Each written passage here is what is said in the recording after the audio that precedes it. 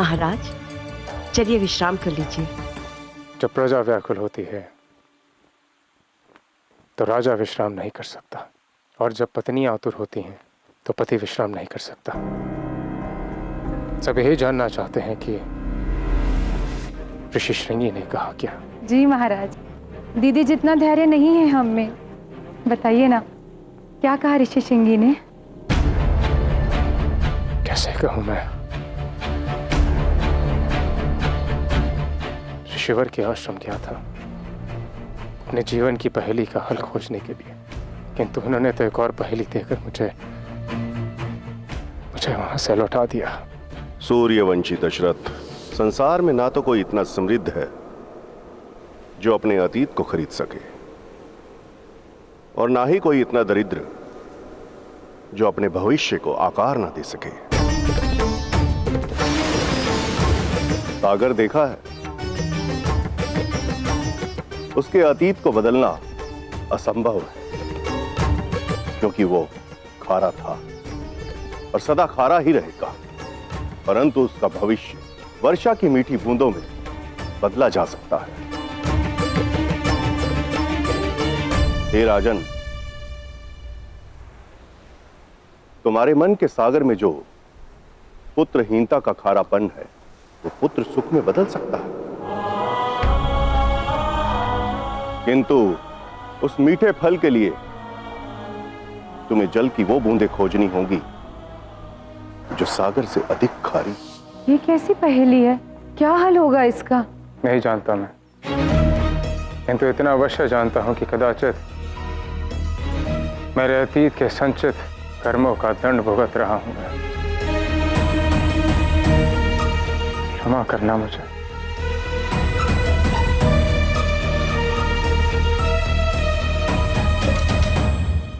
कितने दुख की बात है। महाराज श्री दशरथ ने महर्षि श्रृंगी के पास पहुंचने के लिए कितना कठोर परिश्रम किया, फिर भी उन्हें रिक्त हाथ लौटना पड़ा।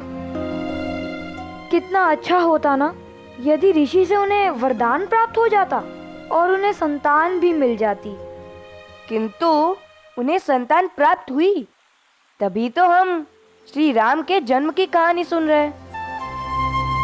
अर्थात इस पहेली को सुलझा लिया गया था, है ना माँ? तो बताओ ना माँ, क्या अर्थ है उस पहेली का? क्या थी सागर के जल से भी वो खारी बूंदे? धीरे धीरे ज्ञात होगा पुत्र। समय तो स्वयं महाराजा दशरथ को भी लगा था इस पहेली का समाधान खोजने में। राजा दशरथ, मेरा श्राप है तुम्हें।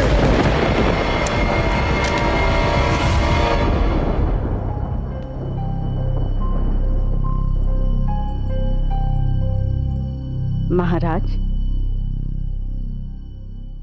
मैं कुछ समय के लिए एकांत में रहना चाहता हूं।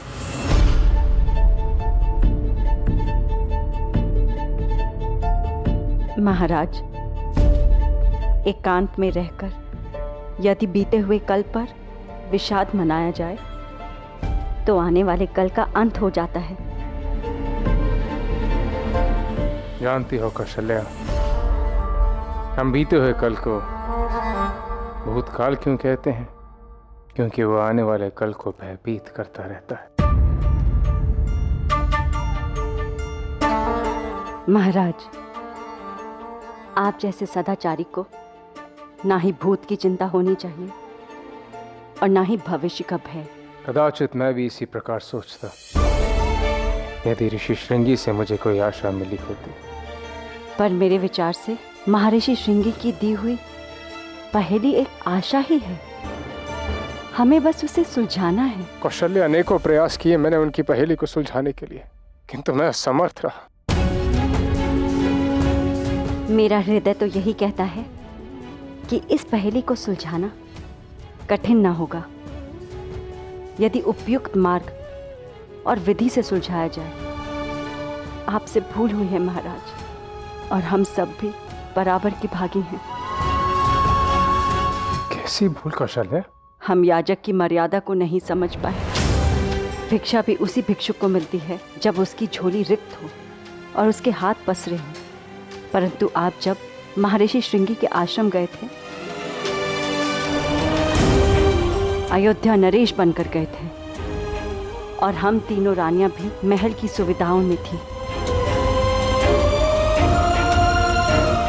उचित कह रही हो कौशल्या, मुझे पुनः ऋषिवर के आश्रम में जाना होगा। निसंदेह, आपको ही नहीं, हम सबको।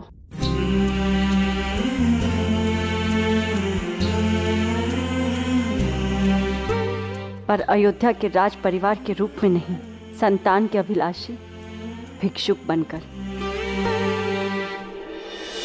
श्रृंगी ऋषि की कृपा के इच्छुक अवध नरेश चले बन भिक्षुक।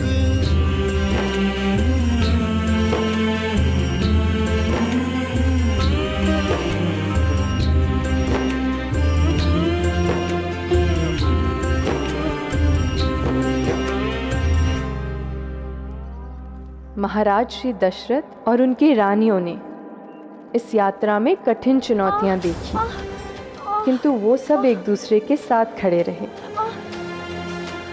एक दूसरे को धैर्य देते रहे। ये यात्रा हम सभी के लिए एक उदाहरण है कि परिवार के सदस्यों में भले ही मतभेद हो, मनभेद नहीं होना चाहिए। कि विषम परिस्थिति में केवल आपका परिवार ही है जो आपके साथ खड़ा होता है, जो आपको हर दुख से, हर विपदा से उबार लेता है। संतान सुख प्राप्ति की इच्छा कष्ट सहन कर दीनी परीक्षा।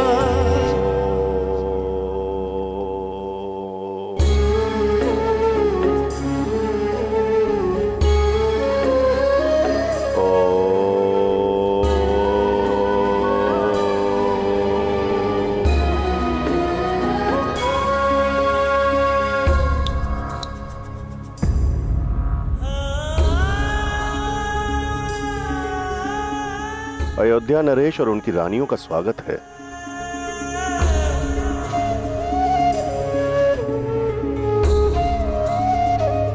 अयोध्या नरेश तो रिक्त हाथ यहाँ से चले गए महर्षि।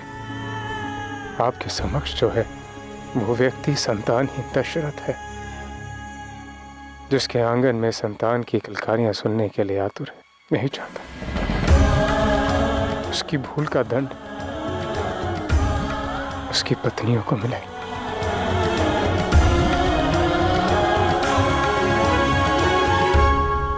पहले जो आया था वो आशूष था, उसके मस्तक पर मुकुट था, वाणी में आदेश और भाव में सत्ता और शक्ति का मद।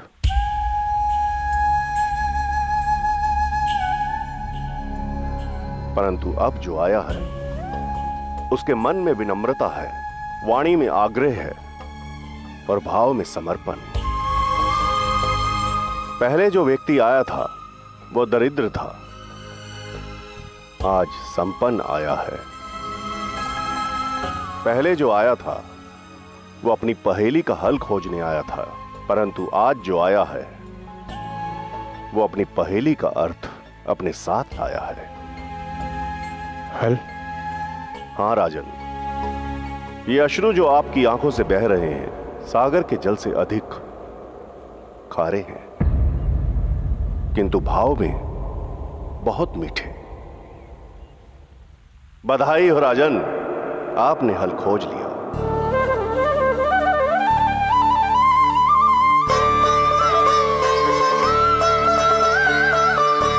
अर्थात आप? हाँ राजन, आपकी इच्छा पूर्ति के लिए मैं पुत्रेष्ठी यज्ञ के लिए सज्ज हूं।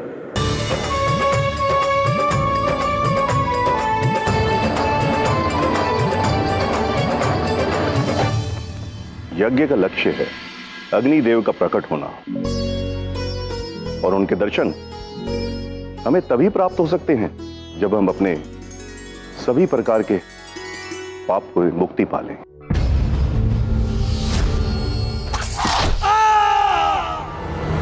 अग्निदेव की जागृति ही अपने अंतर मन की जागृति है।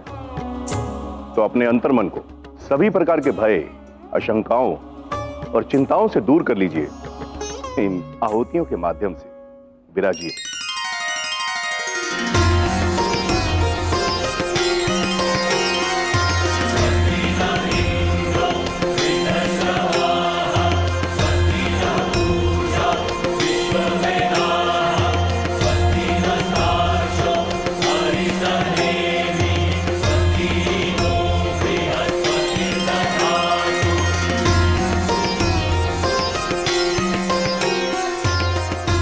पुत्र कमेष्टि यज्ञ कई दिनों तक चलता रहा।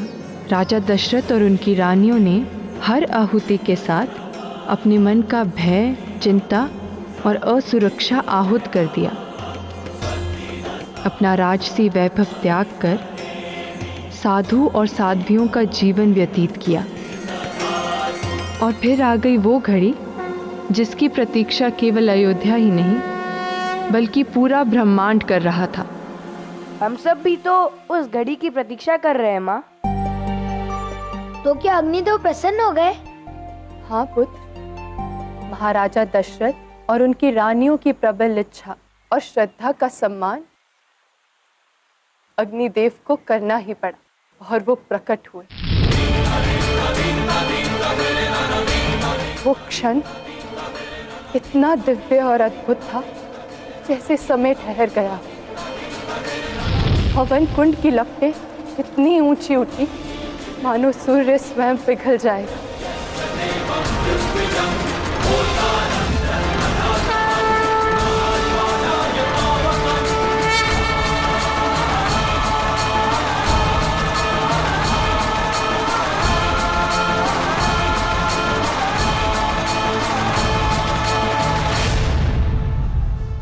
आपके प्रयास और इस महायज्ञ से मैं प्रसन्न हुआ महाराज दशरथ। अपने कर्मों का फल ग्रहण कीजिए।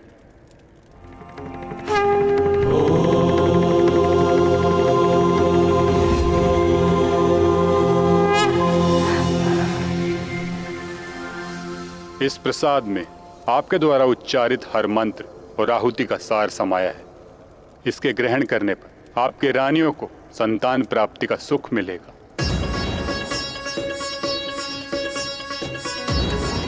आपकी संतानें संसार के लिए एक उदाहरण होंगी जो न केवल रघुकुल अपितु समस्त मानव जाति को एक नई दिशा दिखाएंगी।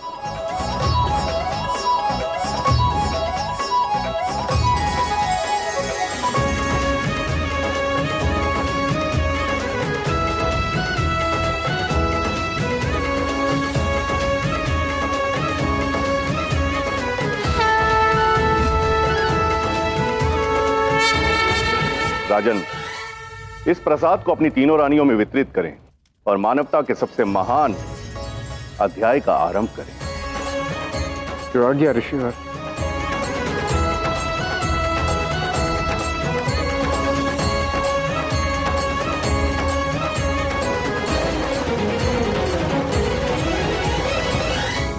महारानी कौशल्या,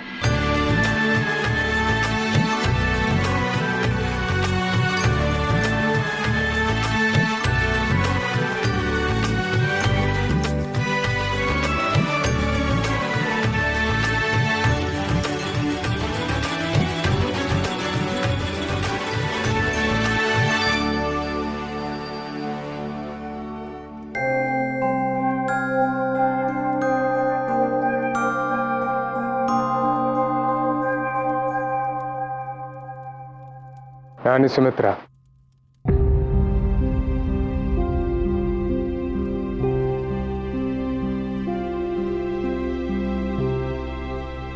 क्षमा करना मंजली दीदी, वो मैं कोई बात नहीं। मैं तो प्रसन्न हूँ कि मुझसे अधिक अधीर कोई तो मिला मुझे। जाओ, पहले प्रसाद तुम ग्रहण कर लो। सच मंजली दीदी?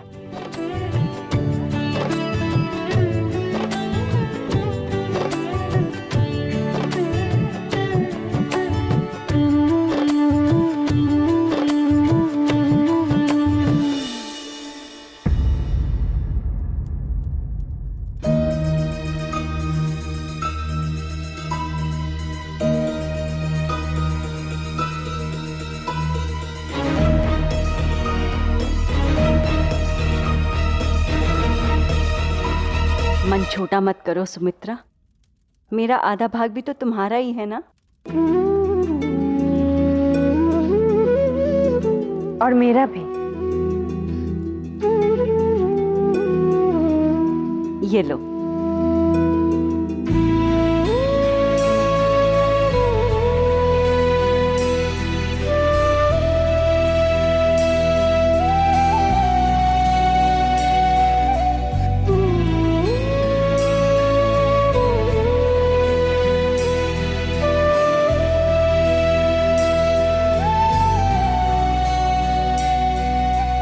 बधाई राजन, आप 3 नहीं 4 पुत्रों के पिता बनेंगे। मंजली रानी को दोनों रानियों के प्रेम और आशीर्वाद से 1 नहीं 2 संतानों की प्राप्ति होगी।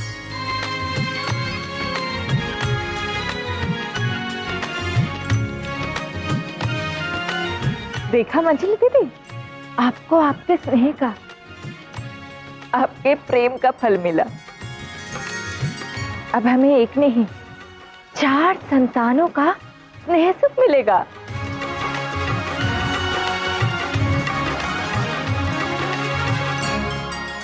अगले 9 माह मानो जैसे पंख लगाकर उड़ गए।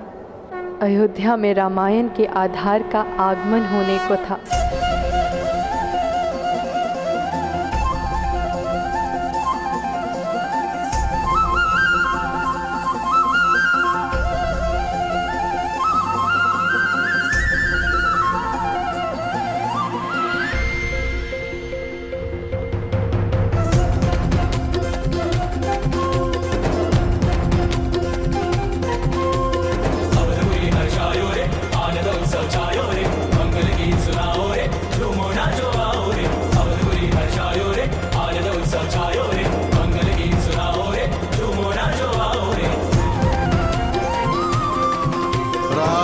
दशरथ के अंगना में झूलने पलना आएंगे आएंगे आएंगे आएंगे आएंगे ललना।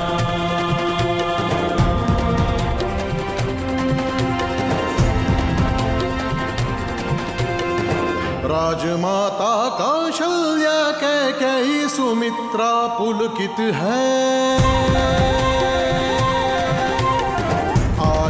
शुभ घड़िया देखो आज सभी आनंदित है।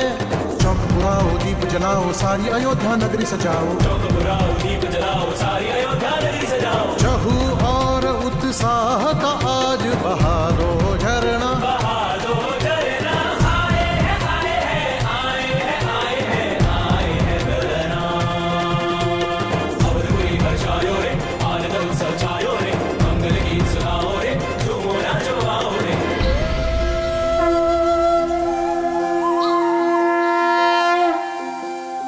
कुलगुरु वशिष्ठ महल पधारे, नामकरण की विधिया संभारे। तारों नक्षत्रों की करके गणना, मंत्रोच्चार से किए प्रभु वंदना।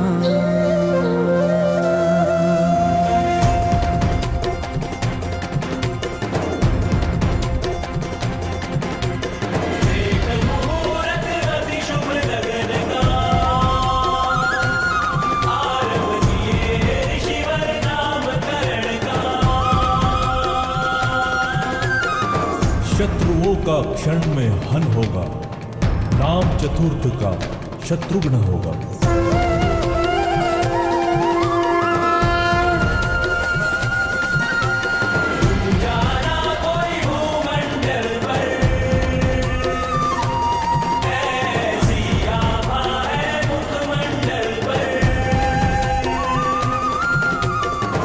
इनमें बसे हैं सारे सुलक्षण, नाम तृतीय का होगा लक्ष्मण।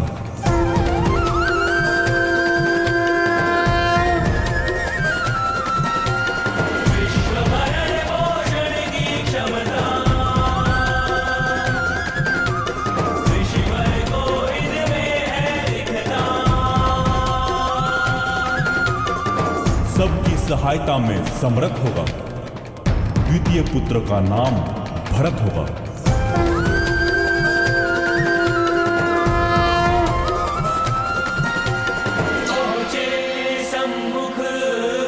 दशरथ सुत ज्येष्ठ देख के मुख रम गए ऋषि श्रेष्ठ।